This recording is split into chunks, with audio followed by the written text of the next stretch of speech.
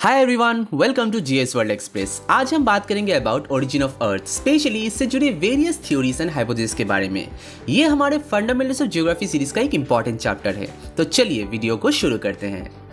Origin of अर्थ समझने से पहले हमें जानना होगा ओरिजिन ऑफ सोलर सिस्टम, मतलब हमारे सोलर सिस्टम के क्रिएशन के बारे में, क्योंकि हमारा अर्थ हमारे सोलर सिस्टम का ही पार्ट है। वेरियस जियोग्राफर्स ने time to time origin of solar system के बारे में वेरियस एजम्पशंस प्रोवाइड किए हैं। एक बात बता दूं, अगर कोई भी एजम्पशंस वेरीफाइड हो जाता है तो उसे हम थ्योरीज कहते हैं, otherwise it termed as hypothesis. वैसे तो सोलर सिस्टम के ओरिजिन के वेरियस हाइपोथेसिस है, जैसे gaseous hypothesis of Immanuel Kant, nebula hypothesis of Laplace, planetesimals hypothesis of Chamberlin and Moulton, tidal hypothesis of James Jean and Harold Jeffrey, Russell binary star hypothesis, Hoyle's supernova hypothesis, Smith's interstellar hypothesis and modern theories में most important है big bang theory. हम इन सब के बारे में time to time एक एक करके जानेंगे, वो भी डिटेल में। Do watch and subscribe my channel. अगर ये वीडियो आपका डाउट कंप्लीटली सॉल्व कर सके तो कमेंट में ज़रूर बताइए। It's very helpful for me for making next video on this series. पहले हम बात करते हैं gaseous hypothesis of Immanuel Kant. Immanuel Kant एक जर्मन फिलोसोफर है। बेसिकली वो एक एपिस्टेमोलॉजिस्ट है, यानी दोज हू स्टडी नॉलेज। उन्होंने अपना ओरिजिन ऑफ सोलर सिस्टम का थ्योरी 1755 में प्रोवाइड किया था। बाद में उनके इस थ्योरी में मॉडिफिकेशन करके लैपलेस ने अपना नेबुला हाइपोथेसिस थ्योरी 1796 में पब्लिश किया। इसी के लिए ये दोनों कॉन्सेप्ट मोनिस्टिक है। गैसियस हाइपोथेसिस थ्योरी न्यूटन्स के law of gravitation and rotatory motion के ऊपर बेस है, या कहे तो न्यूटन के लॉस को बेस करके ये हाइपोथेसिस प्रोवाइड किया गया है।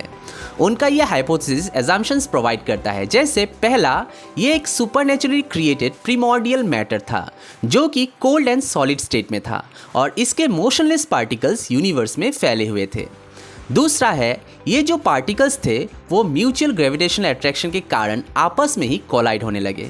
तो चलिए इस एजम्पशंस को डिटेल में समझते हैं। उन्होंने माना था एक supernaturally created primordial matter that is primitive matter है, जो कि कोल्ड एंड सॉलिड स्टेट में है और उसके पार्टिकल्स भी मोशनलेस है। उन्होंने इस प्रीमॉर्डियल मैटर को नाम दिया था नेबुला। बेसिकली ये नेबुला एक क्लाउड ऑफ गैसेस है और उसका कोई शेप नहीं है, मतलब ये एक एमॉर्फस है। As per second assumption of Kant, because of gravitational attraction, nebula के पार्टिकल्स में कॉलिजन हुआ and because of frictional force, जिससे इसके कॉलिजन रेट भी इंक्रीज होने लगे। पार्टिकल्स के इन फ्रिक्शन से टेम्परेचर भी इंक्रीज होने लगा, जिससे मैटर्स में चेंजेस आने लगे, मतलब सॉलिड से गैसियस स्टेट में जाने लगे, जिससे जो एक कोल्ड नेबुला था वो धीरे धीरे एक हॉट नेबुला में कन्वर्ट होने लगा, जिससे मैटर्स एक्सपांड होने लगे और नेबुला का साइज इंक्रीज होने लगा।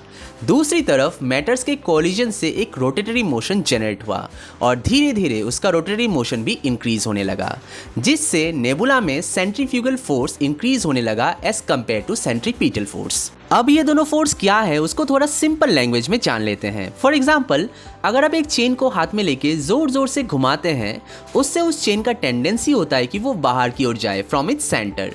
उससे हम सेंट्रीफ्यूगल फोर्स कहते हैं। ठीक इसके ऑपोजिट सेंट्रीपिटल फोर्स आपका हाथ है, जो उस चेन को अंदर की ओर खींचता है। एनीवेज, नेबुला में इस कंटिन्यूड रोटेटरी मोशन से सेंट्रीफ्यूगल फोर्स इंक्रीज होने लगा as compare to centripetal force, जिससे उसमें से 9 रिंग्स सेपरेट हो गए, जो कि बना प्लैनेट्स और रिमेनिंग कोर पोर्शन से सन बन गया। तो ये था इमानुएल कांत का गैसियस हाइपोथेसिस। तो अब चलिए हम जानते हैं इस एजम्पशंस के कुछ क्रिटिसिज्म्स।